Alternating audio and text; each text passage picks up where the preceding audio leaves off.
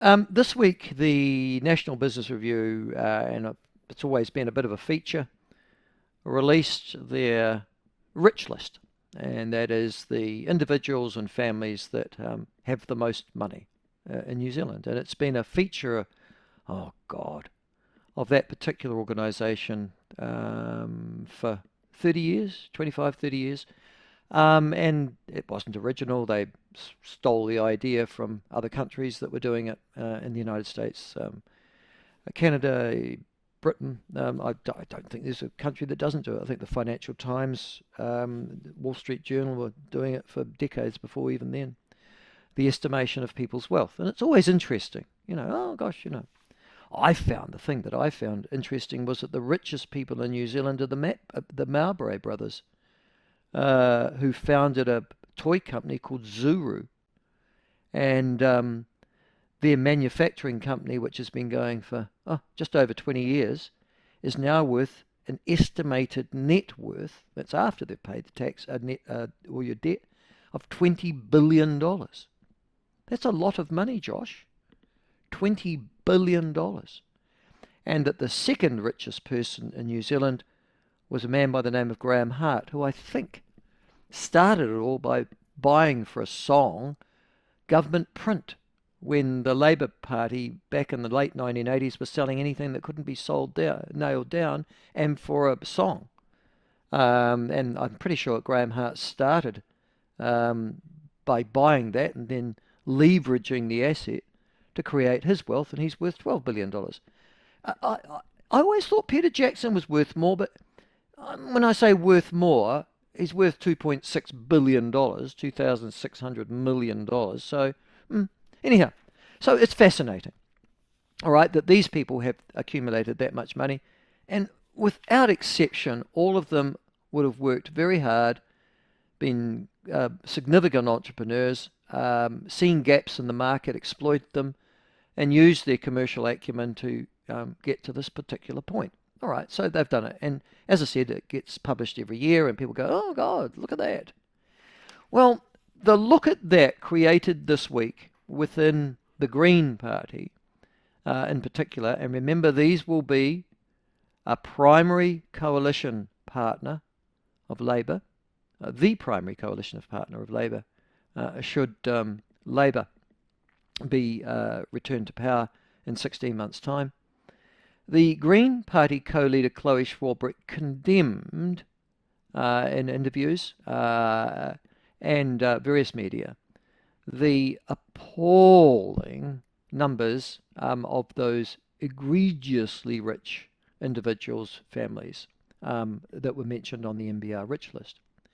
And she said that it was a classic example of the rich getting richer and the poor getting poorer, essentially, the widening gap of equity and equality in this country. And she said that it was now time to go after these people because they had been a part of what she called systemic unfairness within the New Zealand society and within our culture and our economy.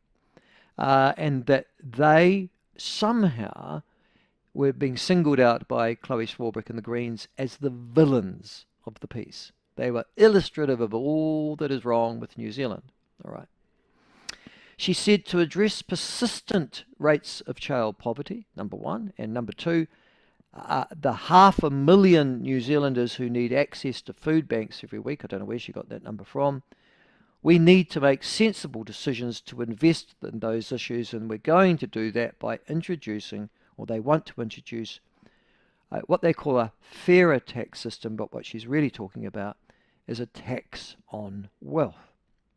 Now, the tax on wealth is something that, as you know, outgoing Labour MP and former Revenue Minister David Parker was very keen on doing as well, and will be debated, I would imagine, continually within the Labour Party caucus as they put together their taxation policy for the next election.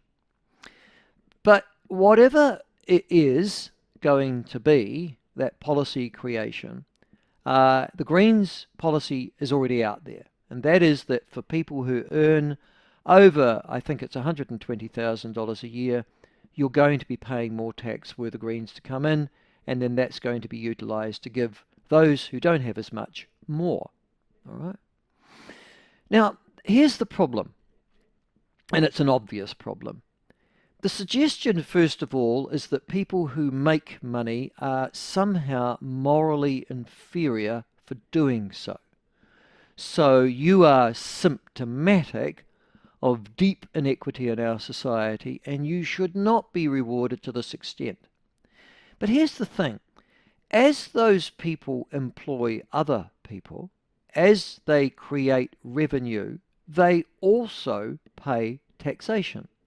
So somebody who's earning $1 million a year or $2 million a year is paying more taxation than comparatively anybody else in just volume.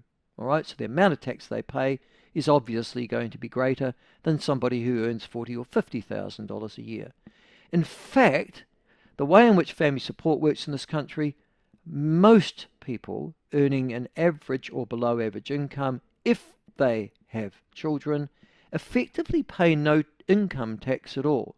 They pay indirect tax through GST, yes, but they are compensated for having children and having a low income by family support and other government income transfer mechanisms. All right. So that's the first thing. So we're suggesting that the rich are the problem and that the poor need more. Yes, but wait on. We've got 400,000 adult New Zealanders aged between 18 and 65 years who, as I talk to you now, are on welfare. Now, I would imagine that of the alleged $500,000 New Zealanders accessing food banks every week, as Chloe Swarbrick, the Greens Party co-leader, has suggested, a good proportion of them, you would think, would be from the lowest paid members of our society who are living and dependent upon that welfare. 400,000 adult New Zealanders. Now, at the same time that we've got 400,000 adult New Zealanders living on welfare, and you think, God, that's dreadful. Have we not got these jobs?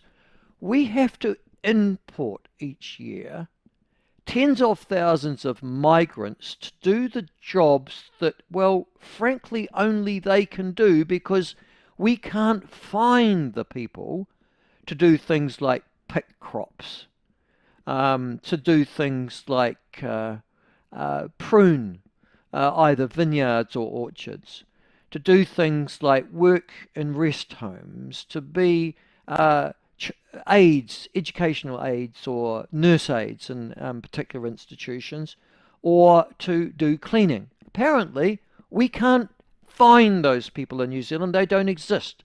We've got to import them, and that's why there are so many Chinese, but particularly Indian and Filipino migrants in this country, because they're doing, let's not forget the RSEs, all those people from Vanuatu and Tonga and Fiji, doing all the work in all the provincial and rural areas that apparently nobody else wants to do.